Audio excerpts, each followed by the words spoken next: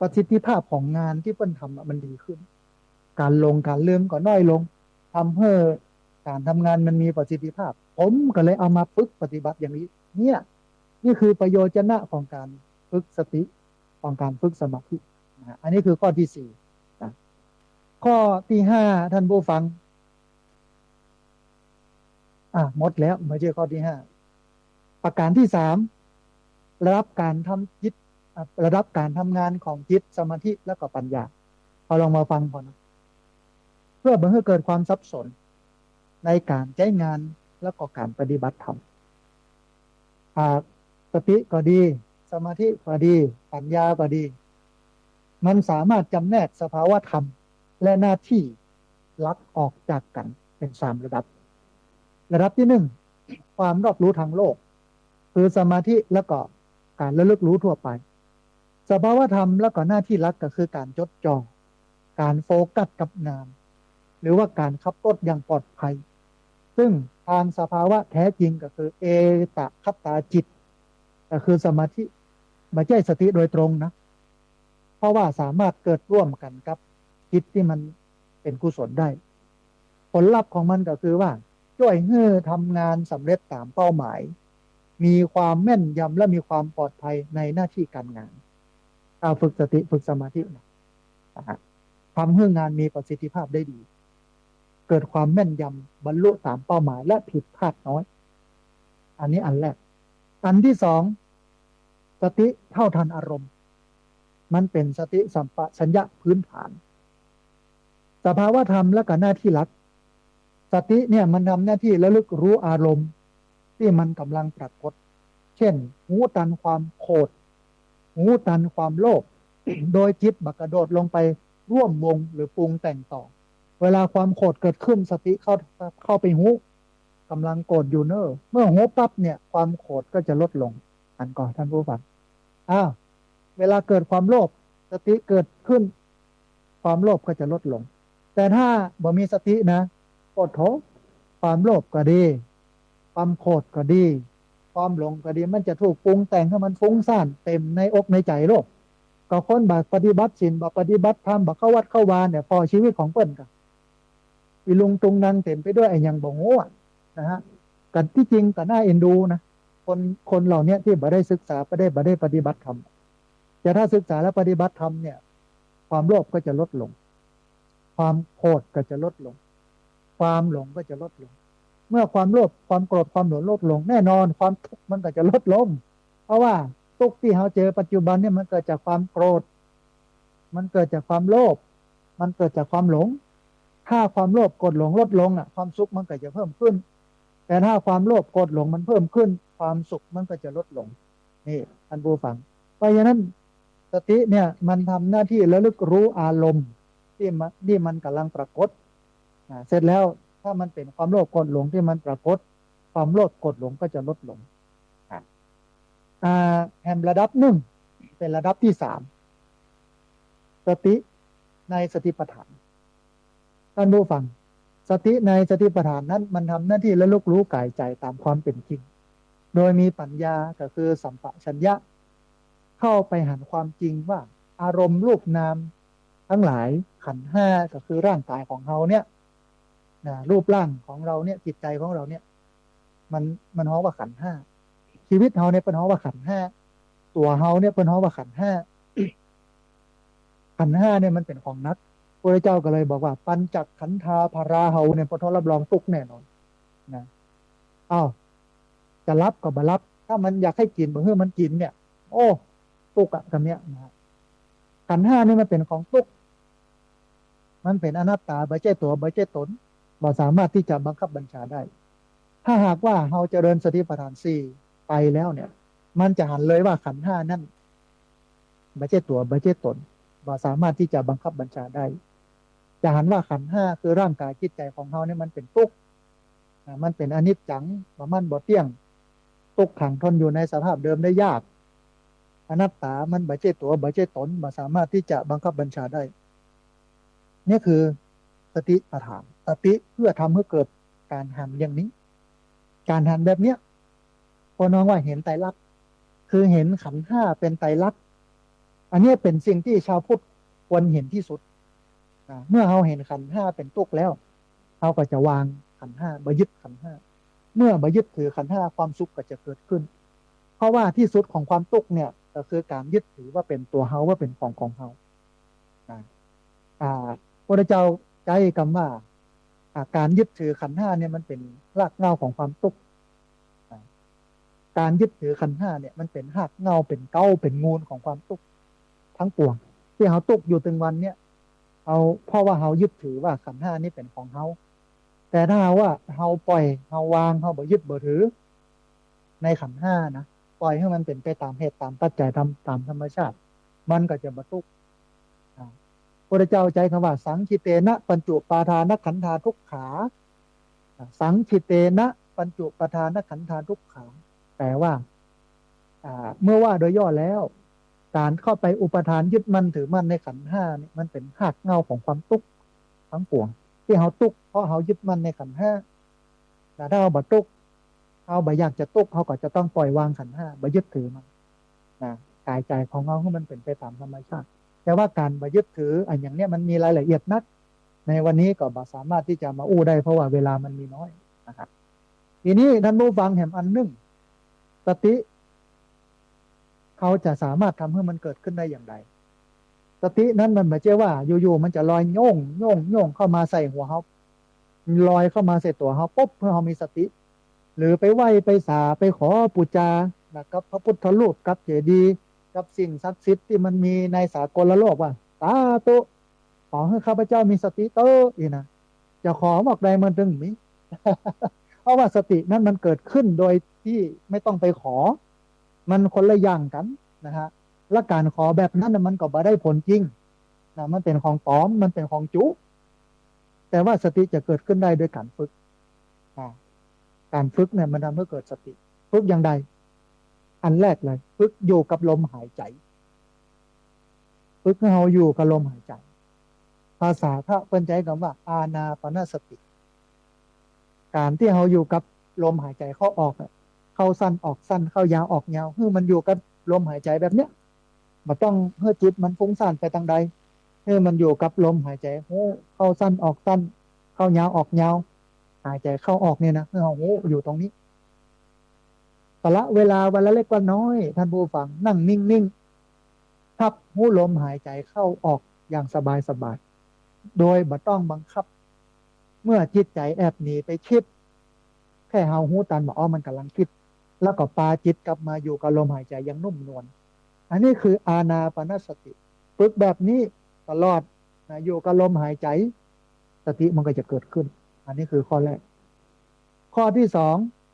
ใส่ใจกับกิจกรรมเดียวคือเปลี่ยนจากการสลับหน้าจอไปมาเนี่ย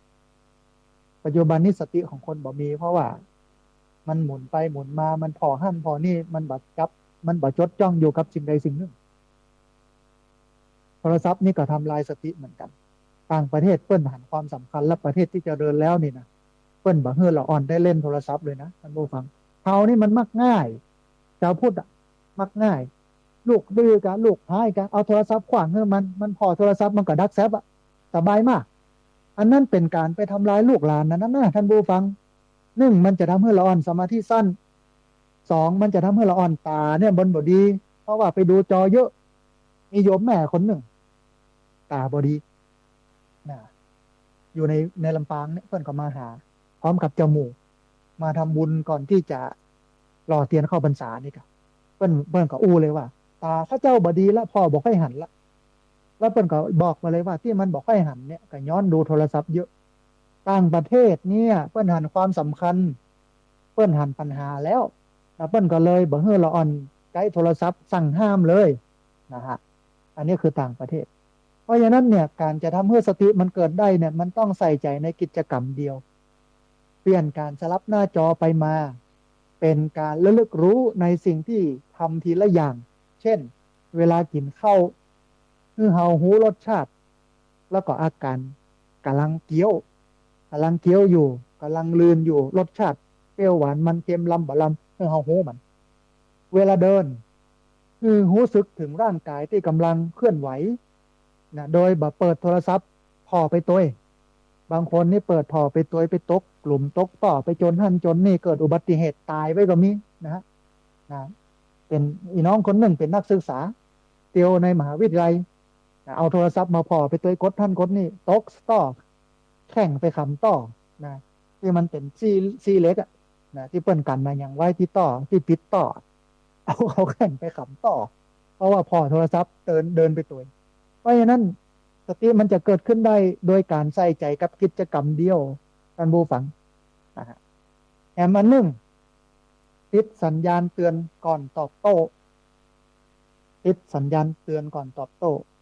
หมายความว่าเมื่อเจอเรื่องกระทบกระทั่งใจ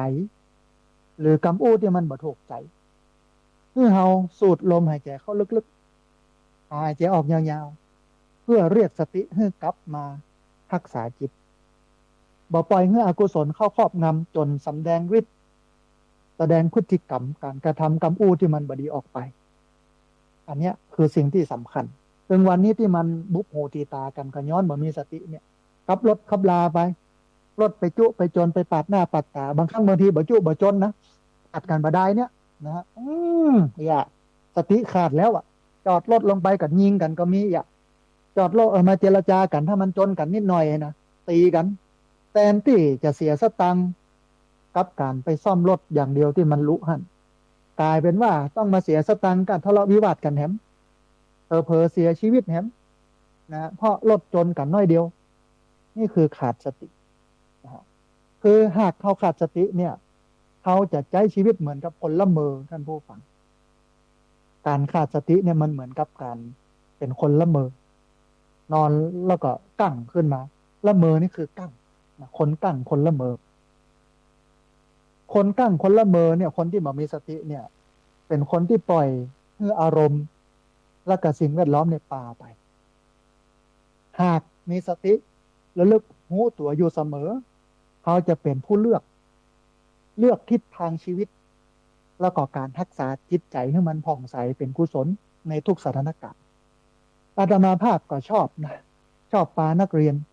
โรงเรียนผู้สูงอายุหรือญาติโยมทั่วไปเวลาไปอบรมที่ไหนนะเฮ้อประนมมือแล้วก็ว่าตามว่าใจใสเป็นบุญใจคุณเป็นบาปเนี่ยการที่จะทำให้ใจใสได้เนี่ยมันต้องเจริญสติโยมันจะใสขึ้นมาโยงใสวิบวับคนเดียวเนี่ยมันเป็นไปบ่ได้นะฮะมันก็ต้องขุ่นมัวกับเพราะโลกนี้มันมีแต่กิเลสโลกแล้วก็เป็นโลกนี้มันมีสิ่งยั่วเย้าคือกิเลสเยอะมันก็เลยทำให้ใจเศร้าหมองใจมันจะใสได้เนี่ยมันต้องทำให้สติเกิดอันนี้คือคุณูปการและประโยชน์ของสติท่านผู้ฟังขณะนี้ท่านผู้ฟังกำลังติดตามรับฟัง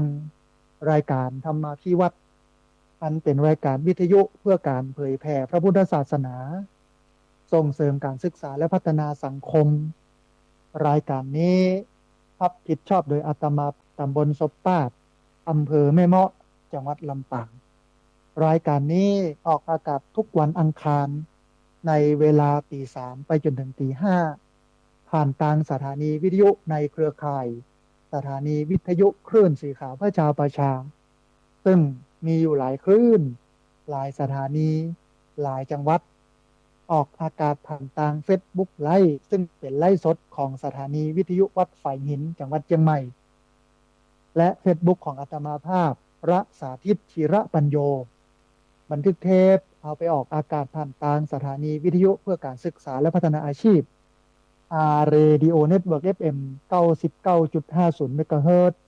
ของวิทยาลัยเทคนิคกฟผแม่เมาะทุกวันศุกร์ในเวลา 8 โมงเมื่อเจ้าเป็นต้นไปและบันทึกเทปเอาไปออกผ่านทางเพจของมูลนิธิธีระปัญโยซึ่งท่านผู้ฟังสามารถไปติดตามรับฟังย้อนหลังไปก๊อปปี้ลิงก์ไปคัดลอกลิงก์เอาไปส่งเอาไปแชร์ให้กับญาติธรรมทั้งหลายได้ยินได้ฟังกันได้แถมตัวนะฮะท่านผู้ฟังก่อนที่จะเปิดสายให้ท่านผู้ฟังที่ฟังอยู่ทางบ้านจะได้โทรเข้ามาร่วมอู้ร่วมเอ่ยกันจะได้โทรเข้ามาร่วมแสดงความคิดความเห็นกันนะฮะทบทวนกันอย่างสักน้อยนึงเนาะวันนี้นะใครบ่ต้องโทรมาจนหลังจากจัดรายการเพราะว่า7 โมงเมื่อเจ้าก็จะพานักเรียนโรงเรียนผู้สูงอายุไปศึกษาดูงานที่โรงเรียนผู้สูงอายุตำบลหลวงเหนืออำเภองาวจังหวัดลำปางท่านผู้ฟัง ทั้งวันนะบ่มีเวลารับโทรศัพท์ญาติโยมต้องเป็นวิทยากรบรรยายอันนั้นนี่เนอะอันนี้อันนั้นแล้วก็ไปฟังไปพอคนเฒ่าที่อำเภองาวเปิ้นเนี่ยอย่างใดนะเฮ้อมันดีมันงามเปิ้นเป็นอย่างใดอย่าเอาไปพอเปิ้นพ่องเสร็จแล้วแม่แรงนะฮะประมาณ6 โมงแม่แรงหรือว่า5 โมงแรงเนี่ยก็จะเดินทางไปกรุงเทพไปประชุมนะร่วมกันกับคณะกรรมการสิทธิมนุษยชนแห่งชาติที่กรุงเทพ กลับมากำปุ้นวันที่27นะฮะแต่เราก็ยังมีวันเสาร์วันอาทิตย์เนาะวันเสาร์วันอาทิตย์เนี่ย8 โมงถึง9 โมงสามารถติดตามรับฟังรายการธรรมาภิวัตน์ได้รายการธรรมาภิวัตน์จะมี4 วันท่านผู้ฟังติดหนึ่งเขาเจอกัน4 วันวันอังคารวานนี้วันอังคารนี่จะออกเวลาตี 5 ถึง 7 โมงไปเจ้านะฮะวันอังคารนี่นะตี 5 ถึง 7 โมงวันพุธนะอย่างวันเนี้ยวันพุธออกอากาศตี 3 ถึงตี 5และวันเสาร์วันอาทิตย์8 โมงถึง 9 โมงอ่าได้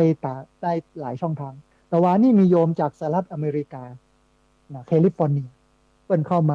าชมมาพอมาฟังตัวนะฮันก็อันมันหมายใจว่าออกเฉพาะวิทยุนะท่านผู้ฟังออก Facebook ไปทั่วประเทศทั่วโลกนะฮะอันถ้าเป็นนั้นวิทยุเฮาก็ออกเฉพาะ8 จังหวัดภาคเหนือ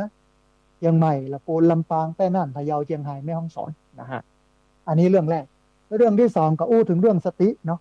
เหมือนที่ได้บรรยายมาได้กล่าวมาเป็นเรื่องเป็นฉากเป็นฉากเพราะฉะนั้นสติเป็นสิ่งที่สำคัญอย่างแรกไม่ควรทำลายสติคือบ่ไปกินเหล้าเมายาคนที่ดื่มเหล้าคนที่สูบยาบ้าสูบยาเสพติดอื่นๆทำให้มึนเมาเนี่ยนี่คือการทำลายสตินะฮะเพราะฉะนั้นเราต้องรักษาสติก็ขนาดเรามีสติใจชีวิตยังตุกยากปันอี้แล้วคนที่เปิ้นบ่มีสติมันจะใช้ชีวิตแบบทุกข์ยากจ้าไปขนาดไหนในการจะเจริญเติบโตเพราะนั้นต้องหนีให้ไกลพวกนี้นะวัดวาอารามต่างๆเนี่ยอาตมาภาพเป็นคนหนึ่งที่บอกค่อยหุมไปงานต่างๆเพราะว่างานต่างๆที่เปิ้นจัดกันเนี่ยมันจัดเอาวัดเป็นบาร์เอาศาสนาเป็นบ่อนให้คนมากินเหล้าเมายาให้คนมาเต้นประโจะประจงนะอันท้ายที่สุดก็พิษลูกพิษเมียกตีหัวกันไปทะเลาะวิวาทฆ่าแกล้งกัน เริ่มต้นจากงานวัดมันน่าอานาถนะฟังแล้วมันน่าอานาถมันก็จะต้องทำให้ใสให้ดีและหลายคนก็บอกว่าใครจะไปยะได้พระอาจารย์อย่างนั้นก็ยะมาแล้ววันที่สาวที่ผ่านมาเนี่ยเป็นหล่อเตียนเข้าพรรษาคนมาเกือบ2,000 คนเหล้ามีสักยศบุหรี่มีสักเบ้าดนตรีก็มีกาซอหรืออ่อนมาซออย่างเงี้ย2-3 คณะอย่างก็ม่วนดีเนี่ยนะมันก็เป็นศีลเป็นธรรมเนี่ยอันนี้คือบุญแท้ๆบุญ100%โลกไม่ได้เอาบาปมาสูญหลายคนก็บอกว่าแล้วมันจะไปได้สตังค์อย่างยัง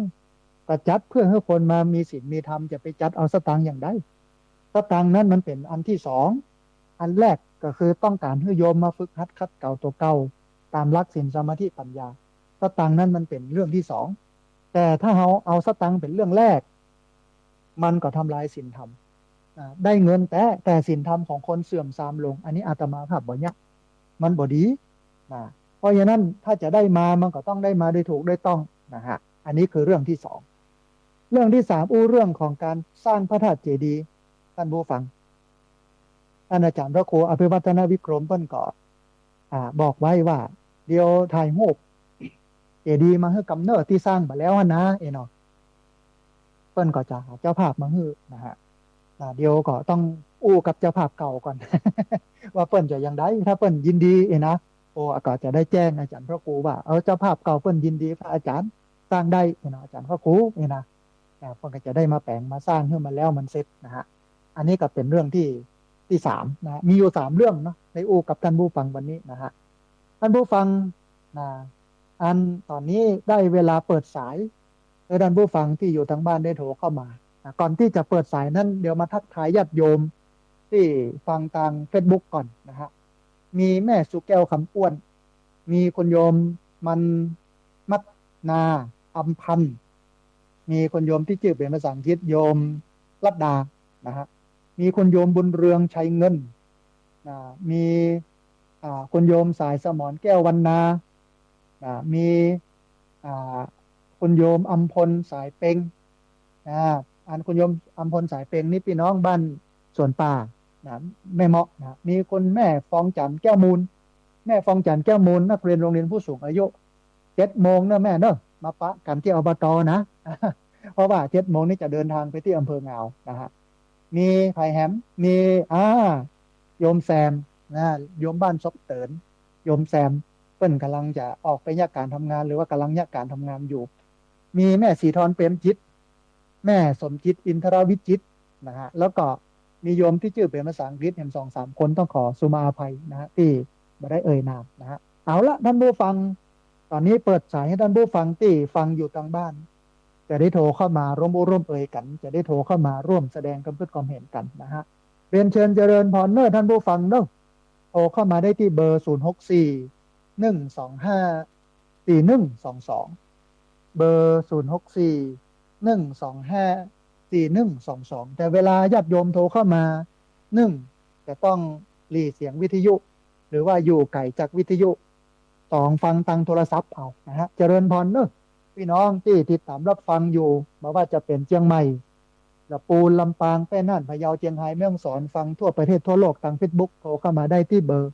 064 125 4122พอดีมีสายเข้ามาสายหนึ่งเดี๋ยวฮับสายนี้ก่อนเพื่อนอย่าว่าอย่างใดพ้องนะฮะจะเริญพร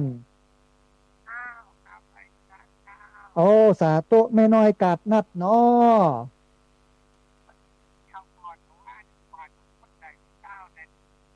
อ้าวเจริญพรเอาสักเล็กสักน้อยเจริญพรเชิญโยมแม่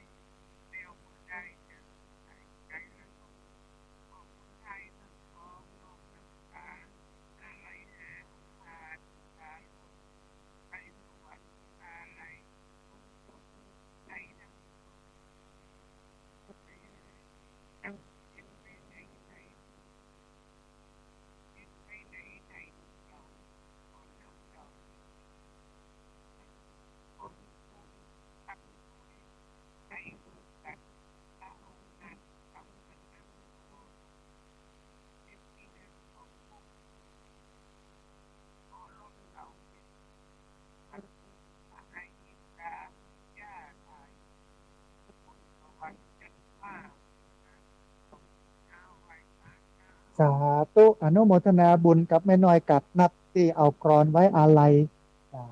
อ่าเจ้าฟ้านะที่เปิ้นได้เปิ้นสิ้นชีวิตไปนะฮะต้องขอแสดงความไว้อาลัยกันในช่วงนี้ตัวเองนะพอดีมีสายเข้ามาแถมสายหนึ่งเดี๋ยวครับสายนี้ก่อนเปิ้นจะว่าอย่างใดพ้องนะฮะจะเริญพรสาธุโยมแม่โทรมาจากทางใดโอ้สาธุสัญญาณชัดเจนดีเนาะแม่เนาะก็ฟังม่วนเนาะแม่เนาะโอ้สาธุฟังจากอำเภออย่างโยมแม่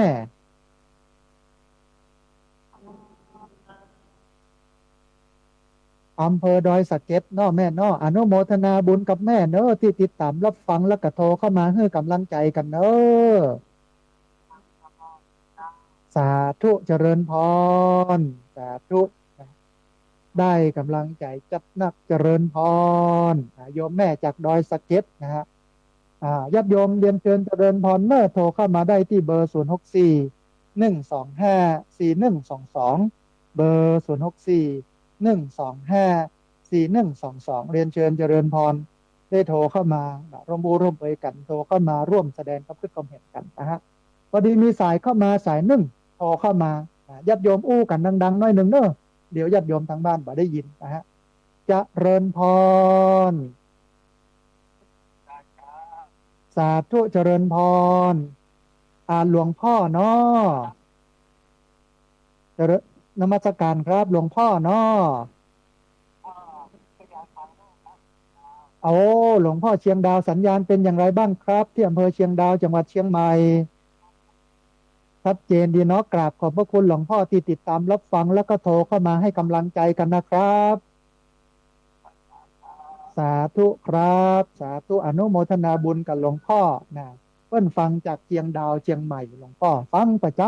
ำแล้วก็โทรเข้ามาให้กำลังใจกันตลอดต้องกราบขอบพระคุณหลวงพ่อด้วยนะครับท่านผู้ฟังเวลาเลยหันนักอยู่โน่9 กว่านาทีเรียนเชิญเจริญพรได้ที่เบอร์0641254122เบอร์0641254122พอดีมีสายเข้ามาสายหนึ่งครับสายนี้ก่อนเพื่อนอย่าว่าอย่างไรพ่องนะฮะจะเริญพรสาธุโยมแม่ฟังจากที่ไหนร้องวัวแดงสันกำแพงเชียงใหม่เนาะแม่เนาะสัญญาณเป็นได้พ่องร้องวัวแดงเชียงใหม่แม่ฟังสัญญาณจากวัดไฝ่หินเชียงใหม่ชัดเจนดีเนาะแม่เนาะเอาฟังตั้งแต่เจ้าโบราณนะเนาะเออตี 2มาแล้วปดโทอันนี้เป็นแฟนพันธุ์แท้แล้วเนี่ยนะเออปอม่วนปองานอยู่เนาะแม่เนาะ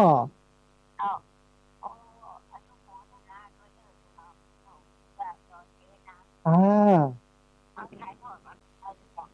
เฮาก็อยู่ตั้งบ้านก็ฟังวิทยุแล้วร่วมอนุโมทนาบุญกับเปิ้นไปตัวเนาะแม่เนาะ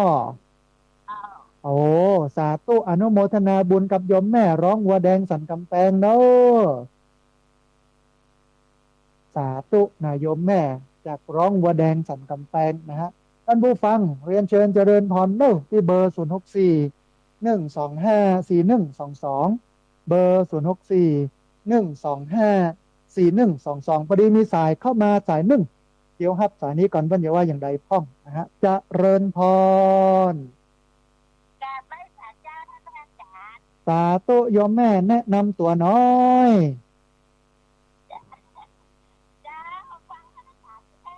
สาธุสัญญาณเป็นในพ่องแม่ชัดเจนดีก็เอาอนุโมทนาบุญกับโยมแม่ที่ติดตามรับฟังบัลละบัลลืมกันเนอะได้กำลังใจจัดนักเลยโยมแม่อนุโมทนาบุญสาธุเจริญพรโยมแม่โทรเข้ามาให้กำลังใจกันนะฮะเรียนเชิญเจริญพรพี่น้องที่เบอร์0641254122เบอร์0641254122พอดีมีสายเข้ามาสายหนึ่งเดี๋ยวครับสายนี้ก่อนเพื่อนอย่าว่าอย่างใดพ้องนะฮะจะเริญพรเอาสาธุแม่คำนวณเจ้าซ้อนเมืองปานลำปางเนาะแม่เนาะสัญญาณเป็นได้พ้องแม่วันนี้ชัดเจนพ้องกอ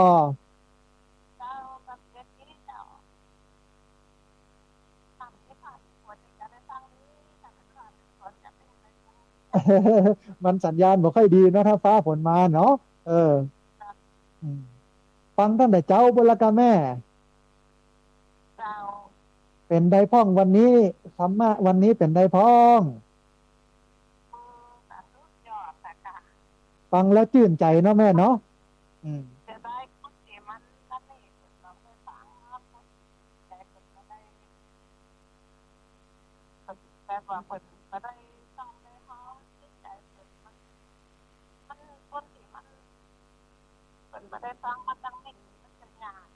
เอาแม่นละมันคนละอย่างกันโลกผมคนละอย่างเนาะเออ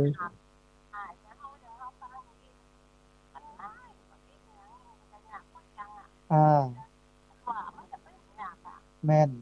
แต่ถ้าคนบอกฟังนี่มันบอกหูเรื่องหูราวอย่างก็กึดไปตามภาษาเขาอะนะเนาะอืมแม่นเขาฟังเขาก็พ้นมาจากความทุกข์เหล่านั้นในใจเขาก็เป็นสุขนะมีธรรมะเป็นที่เพิ่งที่ตั้งที่อิงเนาะแม่เนาะอืม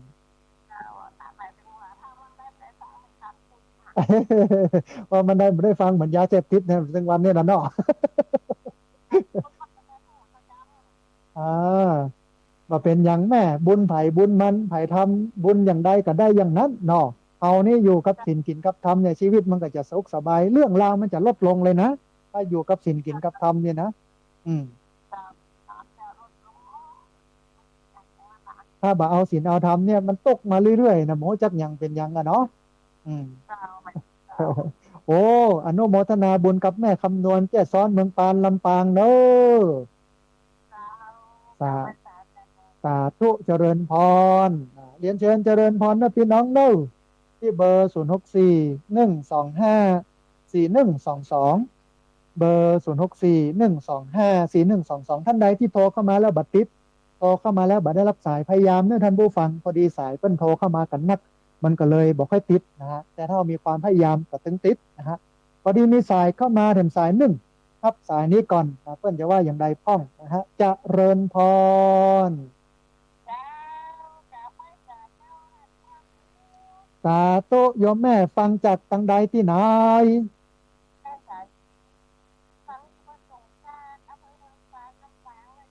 โอ้สาธุเมืองปานตุ้งซ่านนอสันติเอาธรรมะดีๆมาเฮ้อเนาะแม่เนาะโอ้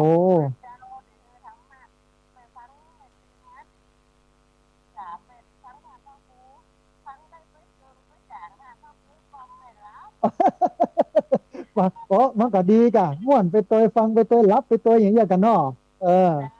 เออโอ้อนุโมทนาบุญเนอะแม่เนาะ สาธุนะพี่น้องเมืองปานลำปางเรียนเชิญเจริญพรนะพี่น้องเด้อ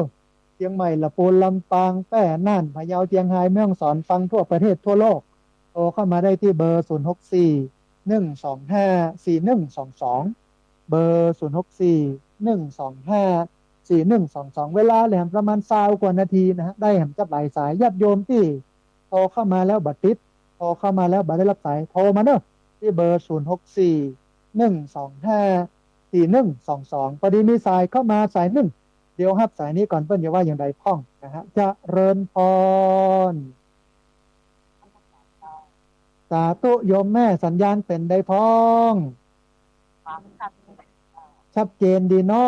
วันนี้ก็ปอฟังม่วนอยู่นอแม่นอ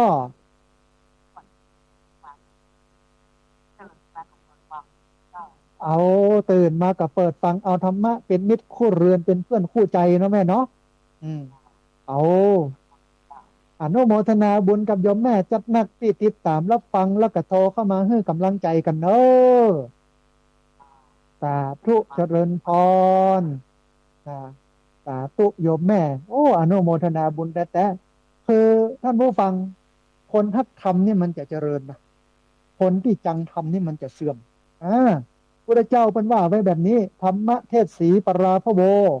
ธรรมะกาโมภวังโหติ คนรักธรรมเจริญ คนชังธรรมเสื่อม มันถึงแต่นะคนที่บ่อยู่ในศีลกินในธรรมเนี่ยมันถึงบ่ม่วนบ่งานกับการใช้ชีวิตนะฮะพอดีมีสายเข้ามาถึงสายหนึ่ง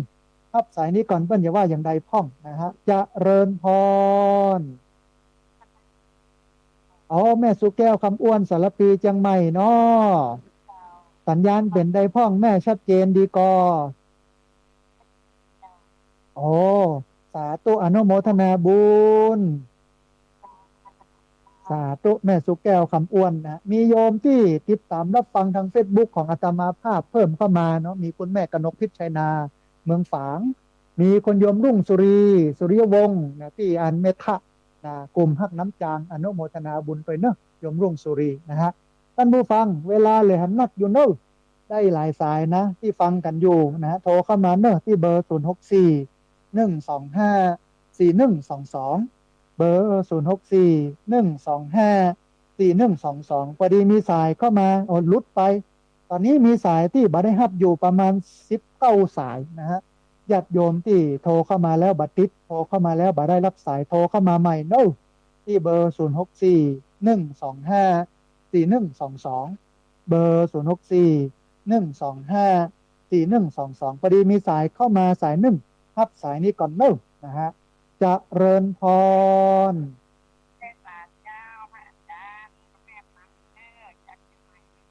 สาธุโยมแม่ชื่ออะไรหยัง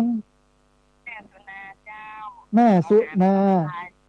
เอาอยู่หนองหานเนาะแม่เนาะสันทรายเนาะเอาสาธุสัญญาณเป็นได้พ่อแม่ชัดเจนดีกอโอ้อนุโมทนาบุญกับโยมแม่ที่ติดตามรับฟังบ่ละบ่ลืมกันเนอะสาธุเจริญพรโยมแม่โทรมาจากสันทรายหนองหานสัญญาณชัดแจ๋วนะฮะเรียนเชิญเจริญพรเนอะพี่น้องเนอะโทรเข้ามาได้เรื่อยๆนะฮะโดยเฉพาะคนที่โทรเข้ามาแล้วบัดติดหลายคนก็บอกว่ากดหอไม่มือปอแป๊บคนนะพระอาจารย์ต้องขอสุมาอภัยพอดีคนเพิ่นฟังกันหลายพอดีมีสายเข้ามาสายหนึ่งครับสายนี้ก่อนเปิ้นอย่าว่าอย่างใดพ้องนะฮะเจริญพรสาธุโยมแม่แนะนำตัวน้อยอ่าสาธุสัญญาณเป็นได้พ้องแม่พอฟังได้ฟังม่วนเนาะแม่เนาะ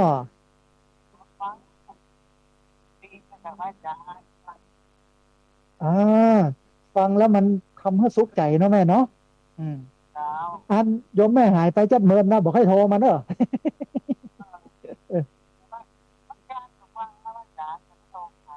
โทรมาแม่จะได้ให้กำลังใจกันโอ้อนุโมทนาบุญกับแม่จัดนักเนอะที่ติดตามรับฟังแล้วก็โทรเข้ามาให้กำลังใจกันเนอะสาธุแม่เจริญพรนะโยมแม่เพิ่นฟังประจำมาแต่บอกให้โทรนะฮะก็เลยบอกว่าโยมแม่โทรเข้ามากันพร้อมกันนะฮะท่านผู้ฟังย้ำแห่งคำหนึ่งวันนี้หลังจากจบรายการแล้วบ่ต้องโทรมาเตื้อเพราะว่าวันนี้ยุ่งขนาดเพราะว่าจะพานักเรียนโรงเรียนผู้สูงอายุไปดูงานที่อำเภองาวนะฮะแล้วก็อาตมาภาพก็อู้ว่าเนี่ยบุญของโยมที่มาห่วมกินห่วมตามเนี่ยปัจจัยที่ได้จากการหล่อเตียนส่วนหนึ่ง อาตมาภาพก็เอามาเป็นกับข้าวเจ้าให้กับนักเรียนโรงเรียนผู้สูงอายุน้ำที่ญาติโยมเอามาตานน้ำดื่มเนี่ยนะมันเหลือแต่วานี้ก็ให้อบตขนไปเตรียมไว้ขึ้นรถให้คนเฒ่าได้กินทำบุญเตื้อเดียวเนี่ยได้บุญสองต่อเหมือนยิงปืนนัดเดียวได้นกสองตัวนะฮะพอดีมีสายเข้ามาสายหนึ่งครับสายนี้ก่อนเพื่อนจะว่าอย่างใดพ้องจะเริญพรโอ้สาธุแม่นิเวศยามาศักดิ์เนาะสัญญาณ อ่าฟังแล้วปอม่วนอยู่เนาะแม่เนาะ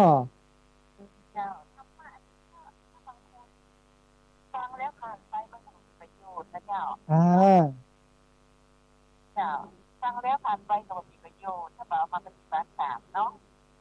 มันจะมีคุณค่ามันจะมีได้ก็ต่อเมื่อเอามาปฏิบัติโยมแม่เนาะอย่างนั้น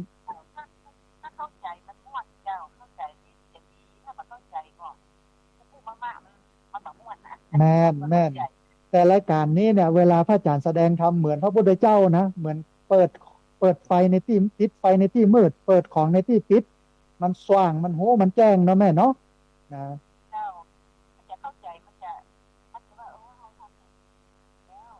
อ่า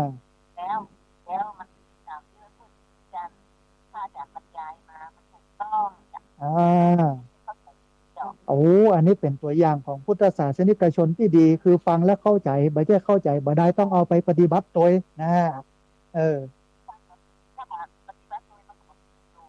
แม่นละยาดีหมอกใดเอาไปไว้ในตู้หั่นบ่เอามากินสักเตื้อมันจะไปหายย้ายเนาะแม่เนาะอืม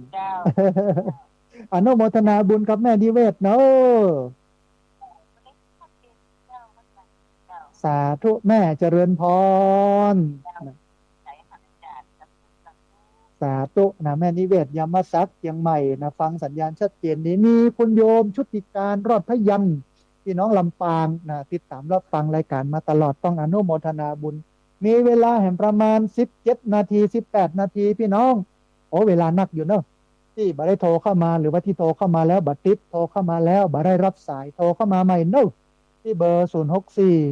125 4122เบอร์064 125 4122พอดีมีสายเข้ามาสายหนึ่ง รับสายนี้ก่อนเพื่อนจะว่าอย่างใดพ้องจะเริญพรสาธุเจริญพรคุณโยมฟังจากที่ไหน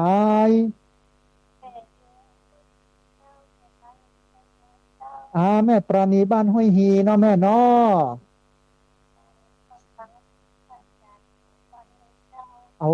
ชื่นใจชื่นใจวันนี้สัญญาณเป็นได้พ่อแม่ชัดเจนดีก็โอ้สาธุอนุโมทนาบุญกับแม่ที่ติดตามรับฟังบละบ่ลืมกันเนอ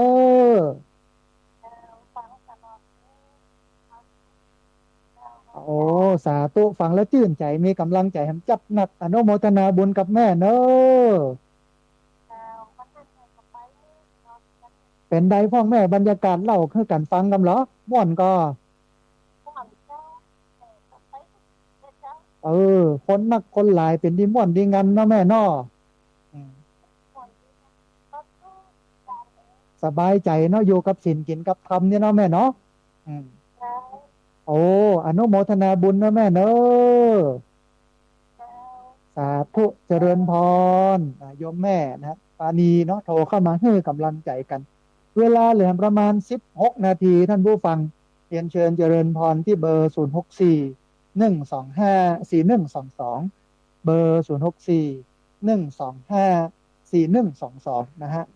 มีคุณแม่สลินทิพย์บุญเลิศเข้ามาฟังทางเฟซบุ๊กตัวต้องอนุโมทนาบุญนะฮะพอดีมีสายเข้ามาสายหนึ่งทับสายนี้ก่อนเพื่อนจะว่าอย่างไรพ้องนะฮะจะเริญพร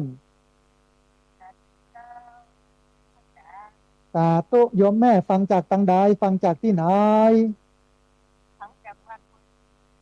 อ่าบ้านห้วยฮีสัญญาณชัดเนาะแม่เนาะวันนี้ก็อ่าอันเหนื่อยต่อแหมวันนี้ปานักเรียนโรงเรียนผู้สูงอายุไปแอวนะวันนี้แล้วเราก็แม่แรงจะไปกรุงเทพโยมแม่กลับวันเอาเสาร์เจ็ดแต่หายแล้วนะหันญาติโยมมานักมาหลายนี่ดีใจแม่ชื่นใจเลยหายเหนื่อยเลยโยมแม่อืม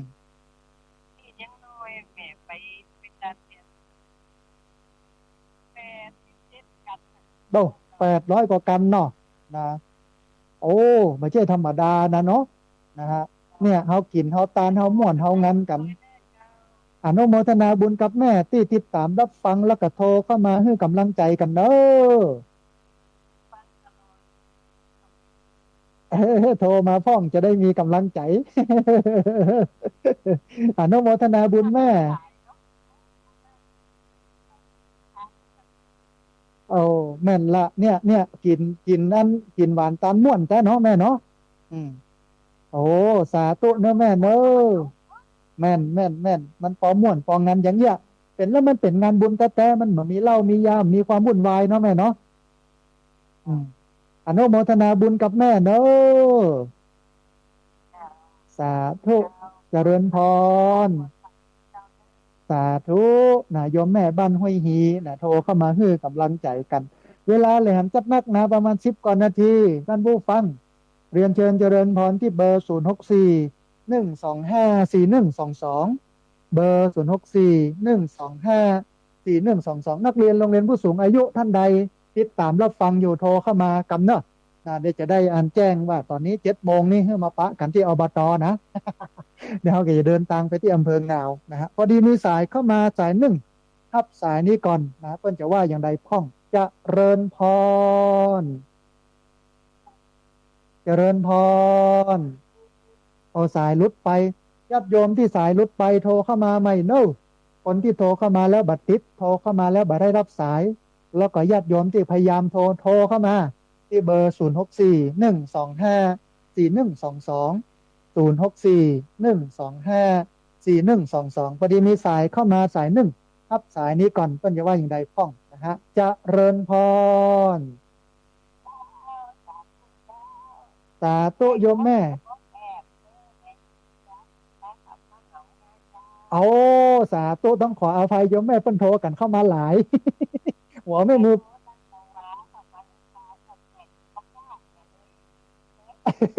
หัวแม่มือปอแป๊บนะแม่เนาะเอาสาธุวันนี้ปอม่วนอยู่เนาะแม่เนาะ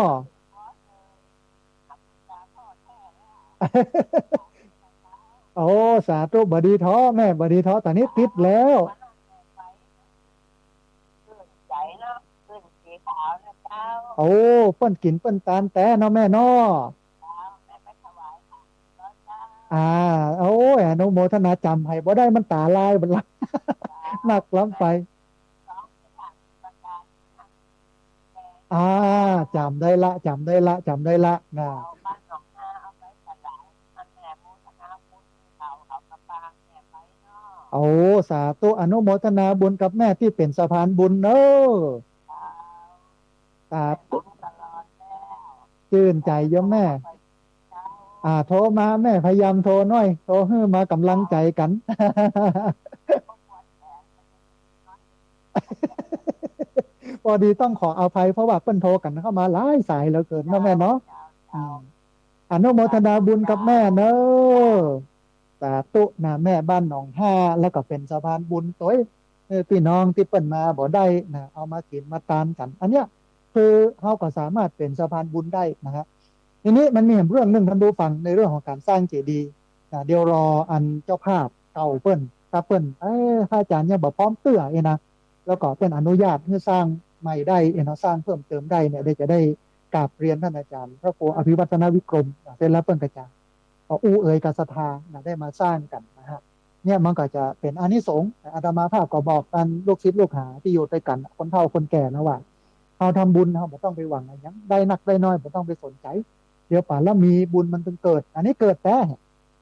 อาจารย์พระครูอภิวัฒนวิกรมผู้อำนวยการสถานีวิทยุคลื่นสีขาวเพิ่นก็จะหาเจ้าภาพมาร่วมสร้างเจดีย์ให้แล้วให้เสร็จนะอันนี้เป็นบุญมันเกิดแล้วนะฮะพอดีมีสายเข้ามาสายหนึ่ง ครับสายนี้ก่อนเพื่อนจะว่าอย่างใดพ้องนะฮะจะเริญพรเจ้าแม่จ๋าสาธุแม่ฟังอยู่ที่ไหนจ้าบ้านไรนะน้อยน้อยจ้าอ่าแม่น้อยบ้านไร่นาน้อยต้องขออภัยโยมแม่ที่เพิ่นโทรเข้ามานี่อาตมาภาพบ่ได้เมมชื่อโทรศัพท์มาแหนมเครื่องนึ่งวันนี้สัญญาณชัดเจนก่อนแม่ชัดเจนดีเจ้าโอ้ธรรมะพอฟังม่วนอยู่เนาะแม่เนาะเจ้าทั้งหมดเป็นทั้งตลอดแล้วเนอะโอ้สาธุฟังแล้วชื่นใจเลยโยมแม่อนุโมทนาบุญกับแม่เนาะ ได้กำลังใจจัดหนักแม่อนุโมทนาสาธุนะโยมแม่บ้านไร่นาน้อยแม่น้อยนะบ้านไร่นาน้อยโทรเข้ามาให้กำลังใจกันญาติโยมที่โทรเข้ามาเนี่ยต้องขออภัยบางครั้งบางทีเนี่ยมันเสียงมันอาจจะเป็นวัดเนี่ยญาติโยมโทรเข้ามาอาตมาก็จำบ่ได้นะแล้วก็คือโทรศัพท์เนี่ยมันบ่ได้เมมชื่อไว้ว่าไผเป็นไผมันเห็นเครื่องนึ่งแต่ว่าหลังจากที่จัดรายการแล้วก็จะโอนเข้าเครื่องลัก บางมีถ้าโทรเข้ามาเนี่ยเราจะสามารถบันทึกชื่อได้นะฮะแต่ว่าวันนี้จะไปโทรด้วยนะหลังจากเนี้ยเพราะว่าเดี๋ยวจะต้องเตรียมตั๋วไปที่อื่นแล้วก็มีภารกิจเยอะนะฮะพอดีมีสายเข้ามาสายหนึ่งนะครับสายนี้ก่อนเพื่อนจะว่าอย่างไรต้องจะเริญพรจะเริญพรจะเริญพร ขอสุมาเตอร์ขอตัดสายนี้ไปเจริญพรสามเตือและยังดักแซกอยู่ต้องขออภัยเนอะโยมแม่โยมป้อที่โทรเข้ามาเนอะโทรเข้ามาใหม่ได้ที่เบอร์064 125 4122เบอร์064 125 4122เหลือเวลาประมาณสักเกือบ10 นาทีนะฮะพอดีมีสายเข้ามาสายหนึ่งครับสายนี้ก่อนเพื่อนอย่าว่าอย่างใดพ้องนะฮะจะเริญพรจะเริญพร โอ้สาธุโยมแม่รีวิทยุหน่อยหนึ่งเด้อพอดีเสียงมันสะท้อนมาเนาะอ่ารีวิทยุแล้วก็ฟังทางโทรศัพท์เอาโยมแม่สัญญาณมันจะชัดเจนดีแต่ถ้าโยมแม่เปิดวิทยุเนี่ยเสียงมันจะก้องเรียบร้อยละโยมแม่ฟังจากที่ไหนโยมแม่ฟังจากที่ไหนโยมแม่ฟังจากทางใดที่ไหนเอาอำเภอเสริมงามจังหวัดลำปางเนาะสัญญาณเป็นได้พ่องแม่ชัดเจนดีกอ โอ้ฟังแล้วประม่วนอกม่วนใจเนาะแม่เนาะอ่าสาธุโยมแม่ชื่ออะไรหยังแม่พันธุ์อยู่อำเภอเสริมงามเนาะแม่เนาะ โอ้สาธุอนุโมทนาบุญกับแม่เนอะที่ติดตามรับฟังแล้วก็โทรเข้ามาเนอะโอ้ชื่นใจชื่นใจอนุโมทนาบุญสาธุนะแม่พันธุ์จากอำเภอเสริมงามบอกฟังประจำนะฮะเวลาเลยประมาณสัก8 นาทีท่านผู้ฟังนะเวลาท่านผู้ฟังโทรมาเนาะฮือหลีวิทยุอยู่ไกลๆวิทยุแล้วก็ฟังทางโทรศัพท์สัญญาณมันจะชัดเจนเหลือเวลา7 นาทีท่านผู้ฟัง เรียนเชิญเจริญพรได้ที่เบอร์0641254122เบอร์0641254122โดยเฉพาะญาติโยมที่โทรเข้ามาแล้วบัดติดโทรเข้ามาแล้วบัดได้รับสายโทรเข้ามาใหม่เนอะที่เบอร์นี้นะฮะพอดีมีสายเข้ามาสายหนึ่งรับสายนี้ก่อนเพื่อนจะว่าอย่างใดพ้องจะเริญพรสาธุโยมแม่สัญญาณเป็นใดพ้องชัดเจนคำนี้อ่า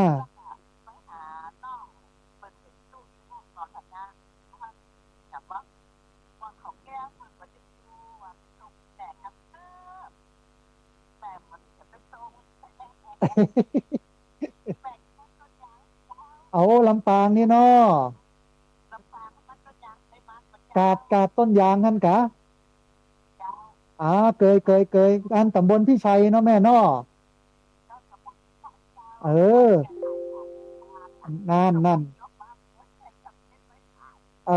อเนี่ยเปิ้นว่าอันกาดต้นยางนี่ลากต้นยางมันลำเลยนะเปิ้นว่านะเออโอ้อันจบย้อนแก่งบอลนี่เนาะไอ้แม่เพ็ญศรีเนาะบ้านต้นยางเนาะแม่เนาะอำตำบลพิชัยอ่าอ๋อโอ้อนุโมทนาบุญกับแม่แต่ที่ติดตามรับฟังแล้วก็โทรเข้ามาเนอะแม่เนอะ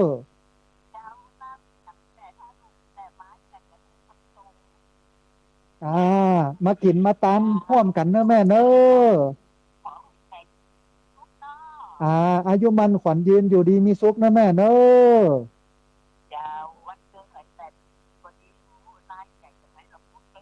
สาธุแม่เจริญพรอ่า สาธุนะโยมแม่นะเปิ้นอันขายแกงบอลหรอกอยู่ที่ตลาดต้นยางตำบลพิชัยพี่น้องที่อยู่กับหมู่นั้นเนี่ยไปแอวไปแหวนไปอุดหนุนกันเนอะนะฮะแกงบอลนะเพราะมันลำไปอย่างหนึ่งเนอะแกงบอลนะฮะท่านผู้ฟังเวลาแหลมประมาณสัก2 นาทีเรียนเชิญเจริญพรที่เบอร์0641254122เบอร์0641254122พอดีมีสายเข้ามาสายหนึ่ง รับสายนี้ก่อนเปิ้ลอย่าว่าอย่างใดพ้องนะฮะจะเริญพรสาธุโยมแม่ฟังจากตังใด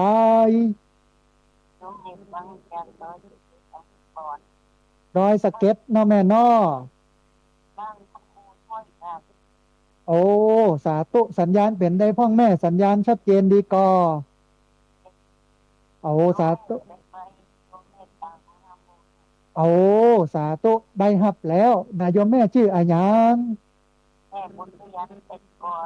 อ่าแม่บุญเพียรนะอนุโมทนาบุญกับแม่บุญเพียรที่ติดตามรับฟังแล้วก็โทรเข้ามาให้กำลังอกกำลังใจกันเนอะแม่เนอะอ่าสาธุบุญจัดสรรโลกมาปะกันแถมเนาะอ่าตอนนั้นอันดามาภาพเป็นเนนอยู่โลกอ่าใช่โอ้สาธุได้ปะกันท่านอาตมาภาพก็ใหญ่ตัดท่านแล้วก็มาลำปางเอาเรื่องการเจริญสติเนี่ยการปฏิบัติธรรมแบบวัดลำเปิงมาใจที่นี่มันก็ค่อยๆเนี่ยค่อยๆทำกันไปเนาะแม่เนาะอืมอ่าค่อยๆไปกับน้อยแต่ยังบ่ดีแต่เตื้อยังขาดแหมหลายอยู่เออโอ้สาธุอย่างเดียวกันเนอะแม่เนอะรักษาสุขภาพเนอะสาธุเจริญพรโยมแม่ในอดีต เคยอยู่วัดลำเปิงไปกันเพื่อนไปปฏิบัติธรรมนะเอาละท่านผู้ฟังงดรับสายไว้แต่เพียงเท่านี้เหลือบแลพอเวลาของรายการธรรมาที่วัดหมดลงแล้วเขาจะปะกันทำไมเนอะทุกวันเสาร์8 โมงถึง9 โมงวันเสาร์วันอาทิตย์เนี่ย8 โมงถึง9 โมงวันอังคารตี 5 ถึง 7 โมงวันพุธตี 3ถึงตี 5เป็นประจำอาทิตย์หนึ่งเขาเจอกัน4 วันจะไปละไปลืมกันเนอะพี่น้องอยู่ด้วยกันนะฮะ เป็นผู้รักษาสนิกชนที่ดีให้กำลังอกกำลังใจกันวันนี้ต้องกราบขอบพระคุณครูบาอาจารย์พระเถรานุเถระครูบาสังฆะที่เคารพอย่างสูงทุกรูปอนุโมทนาบุญกับเจ้าของเครื่องเจ้าของสถานีและเจ้าหน้าที่ที่ดูแลการออกอากาศการส่งกระจายเสียงเอาธรรมะดีๆแบบนี้ไปให้ญาติโยมทั้งหลายได้ติดตามรับฟังอนุโมทนาบุญกับญาติโยมที่ติดตามรับฟังญาติโยมที่โทรเข้ามาแล้วก็สุมาอาภัยกับญาติโยมที่โทรเข้ามาแล้วบัดทิศ โทรเข้ามาแล้วบ่ได้รับสายนะวันหน้าวันตาก็โทรกันเข้ามาใหม่วันนี้สัพพะพุทธานุภาเวนะด้วยเดชเดชะอนุภาพของพระพุทธเจ้าสัพพะธรรมานุภาเวนะด้วยเดชเดชะอนุภาพของพระธรรมเจ้าสัพพะสังฆานุภาเวนะด้วยเดชเดชะอนุภาพของพระสังฆเจ้าศรัทธาสุทธีพระวันตุเตขอความสุขความเจริญในธรรมจงบังเกิดมีแด่บรรดาศรัทธาสาธุชนทุกคนทุกท่าน ตลอดการเป็นนิจเทินจะเริญพร